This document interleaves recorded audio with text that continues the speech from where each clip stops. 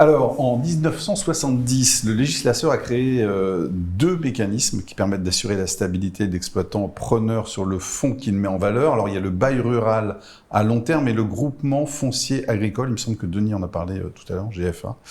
Dans les deux cas, la mise à disposition s'opère sur une longue durée qui garantit donc à l'agriculteur de ne pas être évincé avant un long délai. Et l'attrait de ce dispositif pour le bailleur, évidemment, s'appuie sur une fiscalité très avantageuse. On va y revenir. C'est quoi alors donc ce GFA ? Le GFA, le groupement foncier agricole, c'est une forme de société civile assez spéciale, parce qu'elle a pour but, le groupement a pour but de créer ou de conserver une exploitation agricole. Même si c'est possible pour le GFA d'exploiter en direct, c'est pas sa vocation première. Souvent, ce qui va se faire, c'est que le GFA va consentir un bail rural à long terme, souvent à un exploitant. Mmh. Dans ce cas-là, le capital du GFA, il est constitué comment ? Alors, ce que nous dit l'article L322-8 du Code rural et de la pêche maritime, c'est que les apports ne peuvent être que des apports en numéraire ou des apports de biens agricoles, destinés à l'exploitation agricole. Alors, c'est quoi l'atout fiscal du GFA donc, pour le bailleur ? Alors, pour le bailleur, l'atout fiscal, il va se retrouver particulièrement à l'occasion de transmission à titre gratuit. C'est sur le plan des droits de mutation à titre gratuit qu'on va retrouver des avantages. Des exonérations liées à la succession ou aux donations. Ça, c'est le Code général des impôts qui le dit. L'article 793 du Code général des impôts qui prévoit en effet une exonération à concurrence des 3/4 de la valeur des biens ruraux ou des parts de GFA, justement. C'est aux 3/4, mais dans une certaine limite. Et exactement. Aujourd'hui, on va avoir deux seuils existants, un seuil de 600 000 euros ou un seuil de 20 millions d'euros. Donc, exonération à concurrence de 75% de la valeur de ces biens. Ça a évolué, ça, dans le temps, ces seuils-là. Oui, exactement. Ouais. C'est la dernière loi de finances pour 2025 qui a modifié les seuils. Ça a été relevé, en fait. Ça a été relevé. Et c'est pour ça qu'on retrouve les seuils dont je viens de parler. On est passé donc de 300 000 à 600 000 et de 500 000 à 20 millions, en effet. Et ça s'applique que pour les baux ruraux ? Ça s'applique pour... alors, ce nouveau seuil s'applique... non, ça s'applique pas pour les baux ruraux. Ça s'applique pour les baux consentis à long terme, les baux à long terme, conclus normalement, selon la loi, à compter du 1er janvier 2025. Exactement.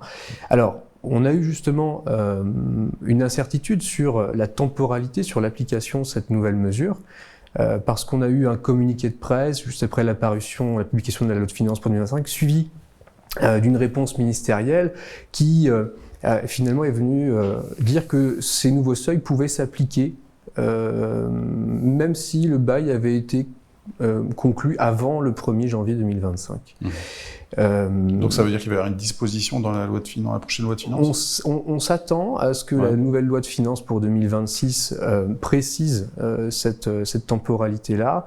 Aujourd'hui, ce que l'on peut se dire, vu la rédaction de la réponse ministérielle, c'est que même si le bail a été conclu avant le 1er janvier 2025, on pourrait bénéficier lors des transmissions à titre gratuit de ces nouveaux seuils. Bon, et cette exonération, elle implique des conditions. Oui. C'est bon, ouais. Des conditions, bien sûr, il y en a plusieurs. Il y en a toujours. Conditions liées au GFA, au statut du GFA. Les statuts du GFA doivent clairement indiquer les statuts du GFA ne doivent pas lui permettre d'exploiter en faire-valoir direct. Le GFA ne doit pas être exploitant. Ça veut dire qu'il doit y avoir au contraire un bail rural à long terme qui ait été conclu. Et puis il y a aussi une condition liée à la détention des parts. La durée en fait. Au moins que les parts aient été détenues 2 ans avant la transmission, détenues par le donateur ou le défunt. À moins qu'il ait participé à la constitution du GFA. Sauf si, en effet, il participait à la constitution du GFA. Et puis, après la transmission, là, ce sont les donataires ou héritiers qui vont devoir respecter une obligation de conservation. Celle-ci, par principe, elle est de 5 ans. Et puis, si on veut bénéficier du seuil de 20 millions d'euros, lorsque le cas s'y prête, là, la durée de conservation, elle est portée à 18 ans. Bon, et alors, quelles sont les conséquences du non-respect de l'engagement? C'est la déchéance du régime de faveur. Et il y a une question qui s'était posée, et qui a reçu une réponse jurisprudentielle il n'y a pas très longtemps, mais c'était une question qui se posait de longue date.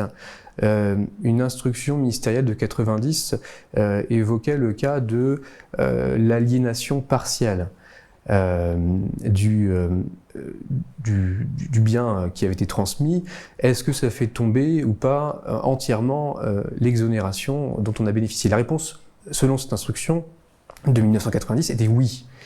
Mais en 2018, la Chambre commerciale de la Cour de cassation, qui est celle qui connaît justement des contentieux et des questions en matière de droit d'enregistrement, en matière de droit de mutation, est venue rebattre les cartes, puisqu'elle a considéré que non, il n'y avait qu'une exonération, qu'une remise en cause partielle de cette disposition. Donc c'est une solution qui était attendue depuis longtemps finalement? C'était une solution qui était attendue depuis longtemps, puisque l'instruction datait de 1990 et la solution de la Cour de cassation est intervenue en juillet 2018.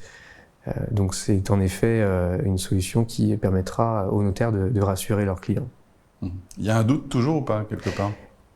Il y a un doute qui subsiste là s'agissant de la cession de parts de GFA. Est-ce qu'on peut transposer cette solution aux cessions de parts? Le doute est permis. Est-ce que c'est le seul avantage fiscal alors? On peut en retrouver un autre, mais sur le plan de l'IFI, l'impôt sur la fortune immobilière, parce que les parts de GFA peuvent constituer un actif professionnel susceptible d'exonération. Exonération totale, à certaines conditions. Et puis, même si on ne respecte pas toutes les conditions qui sont prévues par le texte, on pourrait à tout le moins bénéficier d'une exonération partielle d'IFI à hauteur de 75% dans la limite de 101 000 et quelques euros. Donc ça, c'est aussi un avantage fiscal sur le plan de l'IFI, oui, tout à fait. Merci beaucoup à tous les deux. Merci.